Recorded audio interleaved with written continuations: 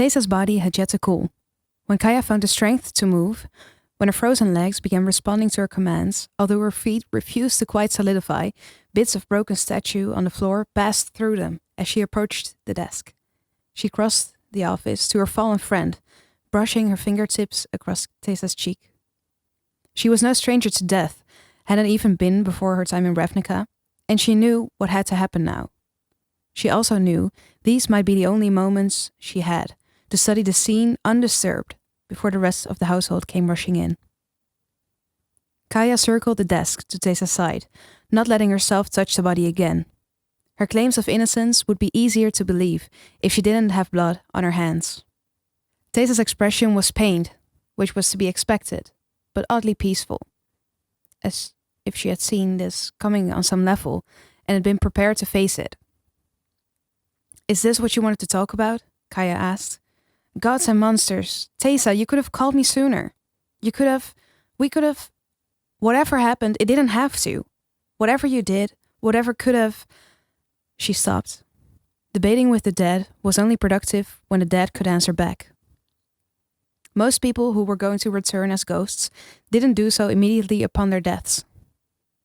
Loss of the physical body caused disorientation, and adapting to an insubstantial, spectral existence caused even more.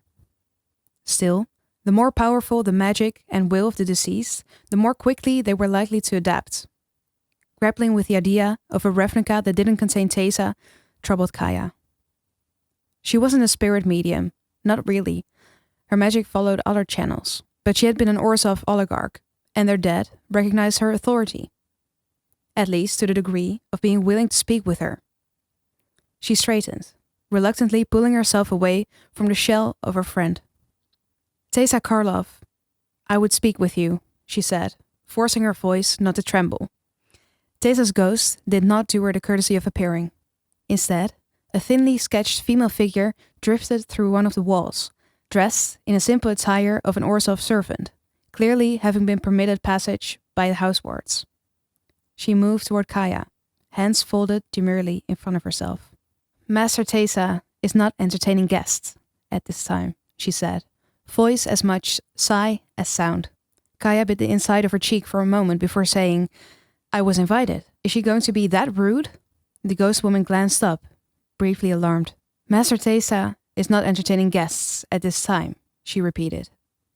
"But do you know where she is?" The woman didn't reply. Kaya scowled. "You do know where she is?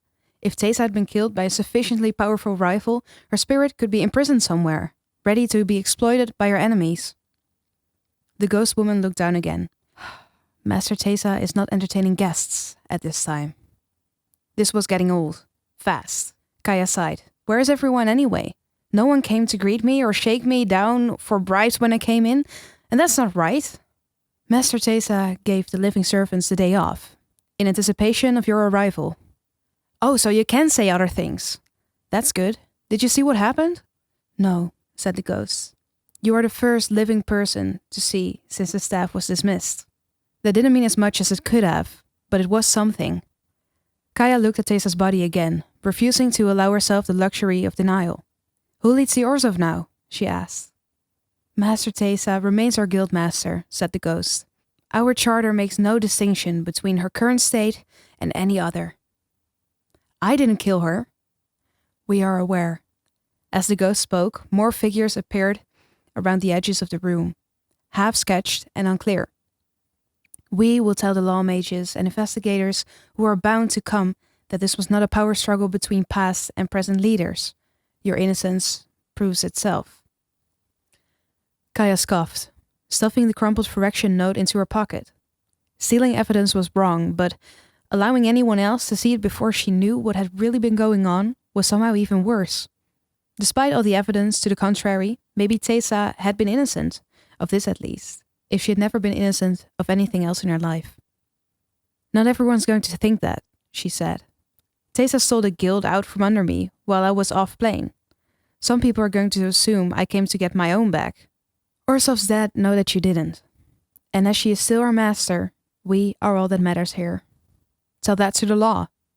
Kaya knew a Verity Circle would clear her in an instant, but she didn't want to be questioned in the first place. She didn't want to be standing here, next to the body of her friend, with a note in Phyrexian script in her pocket. She wanted to run. That was the problem, and that was why she couldn't run. Even if she didn't owe her presence to Ravnica, she owed it to Teysa. She owed it to herself. When they come here, we will. The ghost who had come to her call averred. Kaya sighed. Then I'd best go tell them that they need to be on their way. I know I don't give the orders, but please don't let anyone in here unless it's the agency or a representative from the Senate. Teysa deserves to be left with a little dignity. The ghost hesitated before she replied. We can do that. Thank you, Kaya said, and walked past the ghosts, leaving the room, leaving Teysa behind. As before, her feet faced with every step, passing cleanly through the ceramic shards littering the rug. When she reached the door, she paused, but didn't look back. In the end, Kaya just kept walking. The agency headquarters were in chaos when Kaya arrived, having taken a hired carriage to gather there more quickly. She frowned at the scene, investigators swarming like hornets whose nests had just been kicked. They formed clumps, trading news and angry words, then split apart and came together again in new formations. It didn't look like much work was getting done. Whatever had them so upset seemed to take priority over everything else. Kaya tipped her driver before heading for the waiting mounts intended to take guests up to the building, careful to avoid the densest clusters of agitated agents. None of the investigators she knew were in the crowd, and this wasn't the place to announce Teysa's murder. A few people glanced at her with varying degrees of curiosity and suspicion. She kept moving, riding her borrowed steed to the entrance and heading inside. The security desk was currently unoccupied, and the halls buzzed with the same furious energy as the street. Kaya frowned again. Maybe something had happened while she was at Karlov Manor. Something more than the death of a guild leader. If the agency knew about Teysa, she would never have been able to make it up the stairs without someone at least asking her what she needed. As there was no one to question her presence, she continued onward to Ezrim's office. The door was ajar, and raised voices came from the inside, all talking over one another, until nothing distinct could be understood. "Quiet!" snapped Ezrim, booming voice cutting across the commotion. "Yes, we have good reason to be angry, and yes, we were demeaned by people who've proven themselves as unprofessional as they accused us of being, but this serves nothing. Itrada is still missing. The Azorius seized our investigation right out from under us, locking us out of the investigative process as much as possible, only to lose our only suspect. Yelling at each other changes neither of these things." "So what does change them?" asked a voice Kaya didn't recognize. "Doing our jobs." Ezrim spoke each word as if it were an unbreakable law. Commotion broke out again, louder than before, and Kaya began to turn away. She couldn't burst in and demand the position she'd previously declined. She needed to follow the rules. Flouting them in front of an Archon was a good way to get ejected from the building, and she needed to be here. Still silent, she made her way back the way she had come. The clusters of furiously arguing investigators had rearranged themselves into entirely new formations. Kaya scanned them as she walked, pausing where she caught a glimpse of a familiar head of dark hair. Kellan, the agent who had helped catch Itrada during the party. He was holding his own in an argument against 3 other investigators, clearly unhappy, but not yet moved to anger. He was perfect. "Apologies," said Kaya, inserting herself into their group and taking Kellan's arm. "I need him." Kellan looked confused, but didn't resist her pulling him away. The other investigators promptly closed the gap made by his absence, continuing their argument without missing a beat. "Oh, thank you for the save," he said, once they were far enough down the hall that the others wouldn't hear. "People are mad, and they're starting to say things they don't mean." "What happened?" Detective Proft went to speak with the prisoner in Azorius custody. When he got there, she was gone. They can't tell us where she went. A few of them have even gone so far as to imply that Proft may have had something to do with her disappearance. Kellan sounded personally offended by this challenge to his colleague's honor. Then he paused, frowning. "Did you need something?" Yes, said Kaya. "I need you to get me in to see Ezrim." "Well, he's a bit busy right now." "Please, It's important. Kellan blinked. All right, he said. He will probably welcome the interruption. When they reached the partially open door, Kellan knocked, a quick rap of his knuckles that silenced the ongoing argument. Can I help you? Called Ezreem. Planeswalker Kaya is here, and she says she needs to speak with you, said Kellan. Well, clear the room, barked Ezreem. Several disgruntled agency investigators trickled out of the office, some directing glares at Kaya and Kellan. More quietly, Ezreem called, You may come in now. Beckoning Kellan to follow, Kaya stepped into his office. Ezreem was settled behind his desk, rather than astride his mount, which was lounging on the pillows, watching the scene with sharp eyes. The office was otherwise in reasonable condition, with only a few out-of-place papers to indicate anything had happened. Close the door, said Ezreem. Kellan did as asked, while Kaya stepped forward to face Ezreem. I changed my mind, she said. I would like to take point on this investigation. Silence stretched between them, and finally Ezreem said, You realize the situation has changed. I do. The investigator made me aware. Then, you understand this will be substantially more difficult than it would have been when I first asked you. Yes. There's a chance that the Azorius, Tessa Karlov, has been murdered. Ezreem stopped, shocked into silence. Kaya took a step forward. I found her body. I'm willing to submit to questioning with a Verity Circle to confirm I was not responsible. I'd gone to meet her. She had something she wanted to talk to me about. The note felt like it was burning a hole in her pocket, but handing it over to someone, even Ezreem, would feel like admitting Tessa had conspired against the city, and she couldn't do that. At least this way, someone attached to the investigation would know about it, even if she wasn't admitting it to anyone until she absolutely must. On the other side of the office, Kellan made a small, confused sound. Kaya and Ezreem turned toward him. Kellan's cheeks reddened as he looked away from their combined gazes. You had something to add, investigator? Rumbled Ezreem.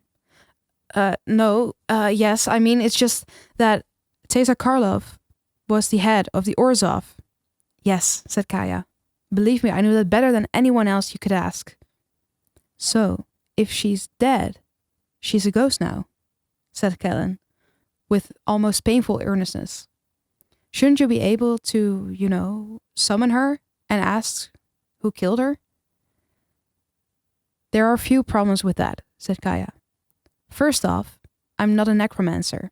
I can interact with ghosts, and I can sort of become a ghost without dying, which is a useful trick.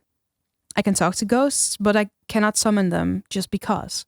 I can ask politely when I'm dealing with Orzhov ghosts, and I already tried calling Tessa.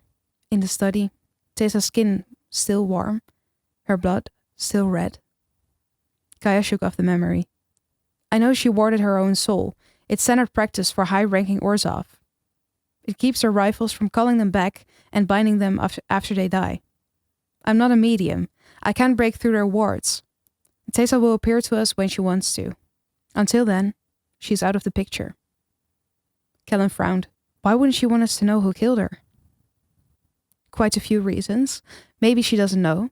Maybe it was one of her own. The Orzhov aren't always great at involving the other guilds in intra-guild affairs.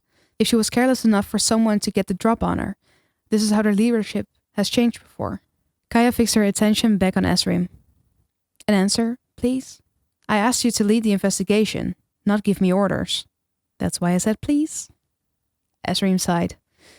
I'll have to tell the Azorius about the death of Guildmaster Karlov. I know. This can't stay a private Orzhov matter, not with 2 high-ranking guild officials dead in less than a week. I know that too. If their investigation finds something you don't like, or determines Guildmaster Karlov took her own life as part of some Orzhov power play, she didn't, said Kaya, with absolute conviction. If the Azorius find something I don't like, I will accept it, and we'll go from there. I've had a lot of experience accepting things I don't like, but Tessa did not orchestrate her own murder. Very well, said Ezreem. You returned before I could locate someone else to head to the investigation. The position's yours.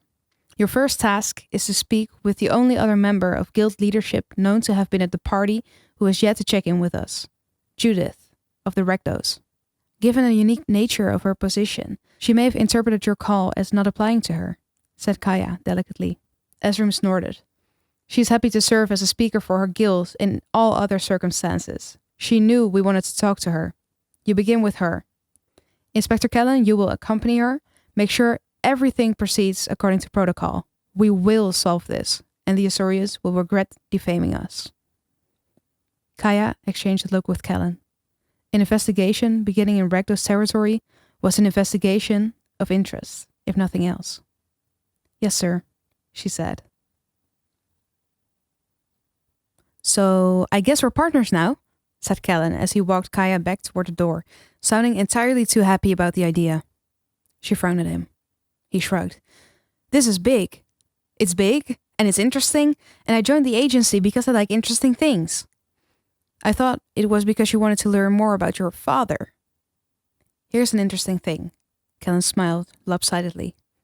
When you and Detective Prof caught that assassin, it was the most interesting thing I'd seen in weeks. Murder isn't interesting. It's tragic and it's sad. But a foot chase through a crowded party, that's fascinating. And I'm just glad I could help. Kaya gave him a sidelong look, fighting the urge to answer his smile with one of her own. There was something about him that lifted her spirits. Something untroubled and untamed by the terrible events of the last year. It was easy to take him at face value. There was something she didn't encounter nearly often enough. It was soothing. The commotion in the halls was still going, and Kellan skirted a new path around the edges of the building to avoid the worst of it, taking them past a large room with shimmering sheets of static force instead of walls. The space inside the static was filled with shelves, each loaded with its own assortment of containment capsules. Kellan saw her looking.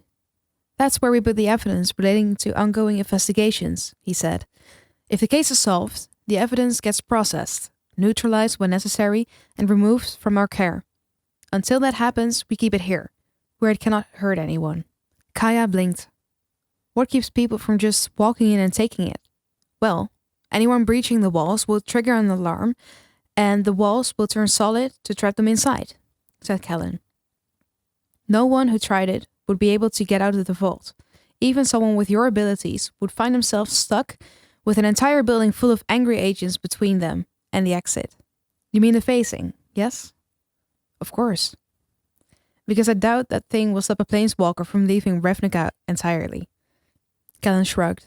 If we start thinking in terms of needing to stop planeswalkers, there's no security left on the plane, he said. Ravnica learned that when the invasion came. Kaya winced at his tone. I'm sure it's not a real concern. I was just curious. I'm sorry. It's nothing, he said, shaking off his momentary unhappiness, as if it had never happened. He indicated one of the containment capsules. That's the main reason I'd worry right now. That's where we're containing the Gruul god we detained until we finish wrapping up the case, and can prove to the Boros that it's not going to rampage again.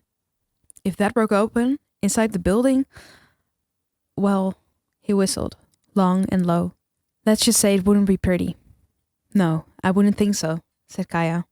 Then she paused, a frown crossing her face. Kellan looked at her curiously. What is it? A ghost just entered the building. Kellan's eyes widened. Is it Guildmaster Karlov? No, I don't think so. Teysa might come here, but I think she'd come to me directly. Whoever it is, they're this way. She sped up, walking faster for the door, and Kellan followed, matching her step for step.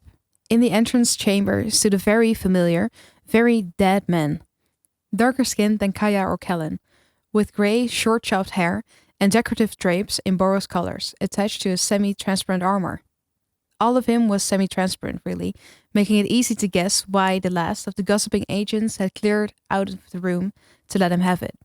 Kaya inclined her head respectfully toward him. Master Cos, she said, to what do we owe the honor? I didn't realize you had joined the agency, said the ghostly figure. Planning to start a cross-planar franchise? I'm helping with the investigation into Sagana's murder, said Kaya. I'm neutral enough in the eyes of the guilds that it seemed like a good use of available resources.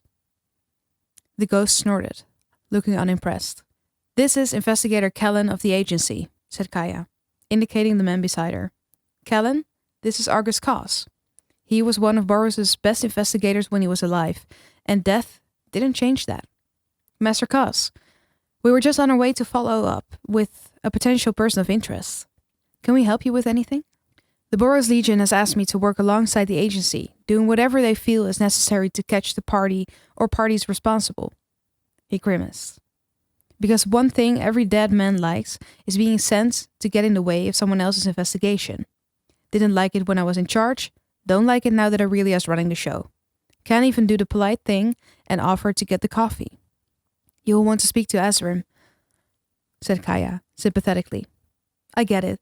This isn't easy for any of us, but we are going to find the answers. And while that won't bring back the dead, it will hopefully settle the guilds. Nothing brings back the dead, said Agris. Doesn't mean we don't want any answers. Well, if you will excuse us, we're going to find them, said Kaya. I'm sure we'll see you when we get back. Well, looks like I'm haunting your house for now, said Argus. Kaya and Kellan continued on and out the door. Do you know where we're going? Asked Kellan as they descended the stairs. Kaya glanced around to make sure no one not wearing the agency shield was in earshot, then said very quietly, If we're going to speak with Judith, we need to head for Hellbender. Apparently, that's where all the cool people are spending their evenings right now. Judith has never been anywhere but the center of the celebration if she had any choice in the matter. How are we going to get there? Carriage. Kaya stepped up to the street and raised her hand, flanging the first unoccupied hackney with dromeds to come trotting down the way. Kellan looked nervous as he followed her into the vehicle. She smiled at him, trying not to feel like she was betraying Tessa by going to a nightclub when her friend was yet unburied. Come on, kid, she said. Let's crack this case. The carriage led them out in front of a grandiose structure in Plaza West, too big for its neighbors, and crowding them out through presence alone. A lanky teen in red and black lounged on the rail beside the scalloped marble steps. A toothpick bounced between his lips as he chewed on the end. He pulled it free at their approach, twirling it between his fingers before flicking it toward the street. Sneering, he focused on Kaya. Hey, pretty Orzhov lady, you have no business here, he said. Aw, you think I'm pretty? She half simpered. Kellan, who hadn't known her long, but had known her long enough to realize how out of character this was, shot her an alarmed look. His alarm only grew when she took 2 long steps closer to the red-nosed boy, producing a knife from inside her tunic. Its edges spat purple light as she grabbed the back of the boy's shirt and yanked him toward her. Kaya's look of delight fitted into one of cold efficiency. That's not going to work, she said. What, calling you pretty doesn't work? Asked Kellan. That's not what I meant. She nodded toward her lip. Kellan looked lower. The red-nosed boy had a knife of his own, one that was currently buried in Kaya's faintly purple-tinted stomach. Can't stab what's not solid, she said. However, I can stab you as much as I want. Judith would probably offer me honorary guild membership if I made sure the splatter was artistic enough. She in? The boy's eyes widened.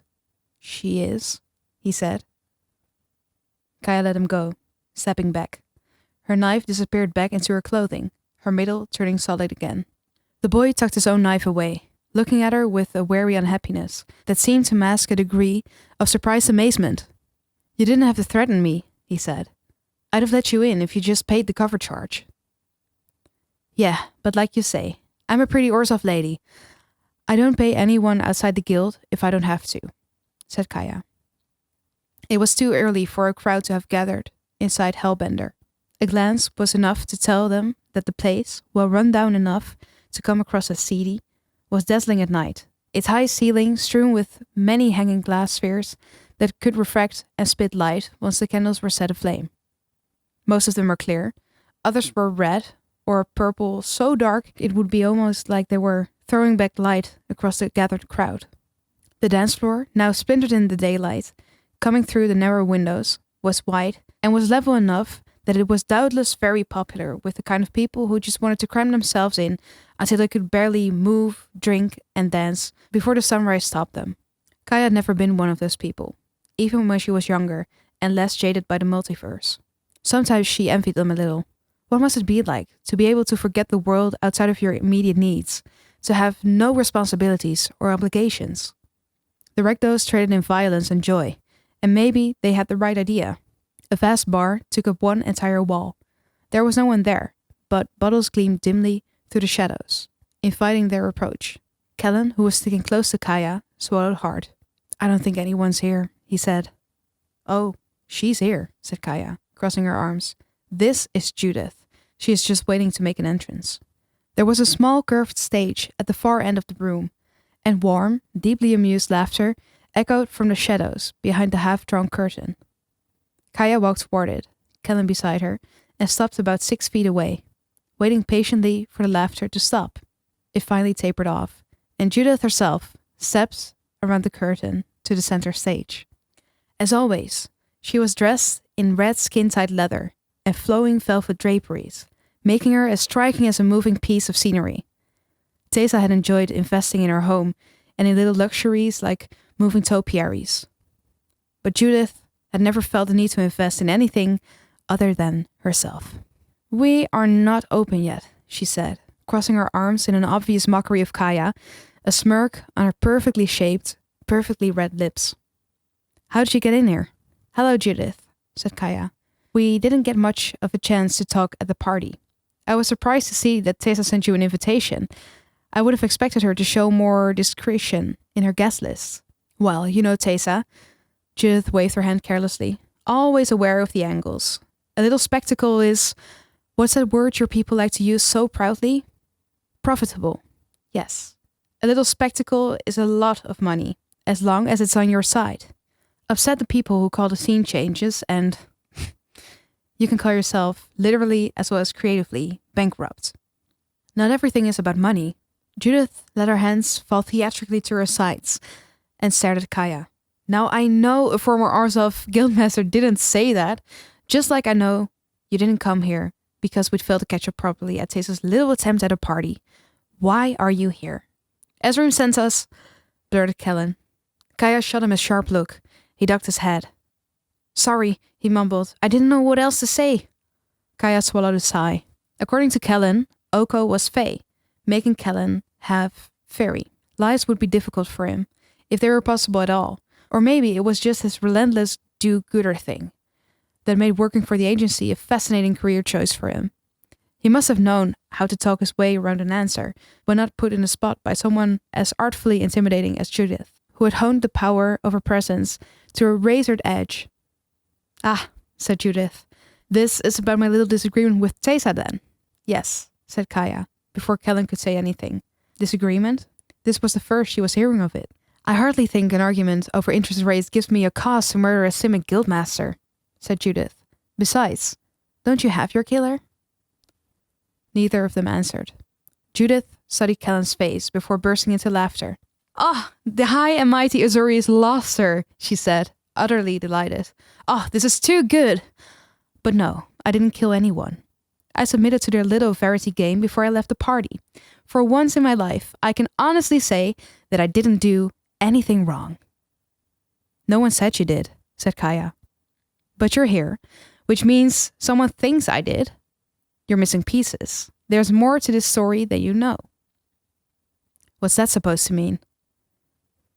Judith's lips stretched in a long, thin smile. She waited to reply, clearly savoring the suspense. "You may have your killer in Itrada, but it doesn't mean you're done. Go to Vitugazi. You need to read the Guild Pact in its original form, and the tree shelters it. That will clarify things, I think." "Why," began Kaya. Judith raised a hand. "No, that's quite enough. You can go now. I've seen you." Recognizing a dismissal, Kaya turned away, Kellan following as she made for the door. She paused before exiting, looking back over her shoulder. Judith was still at her center stage, watching them go. For some reason, she looked smug, like everything was following her script once again. Kaya and Kellan slipped out into the fading light of day.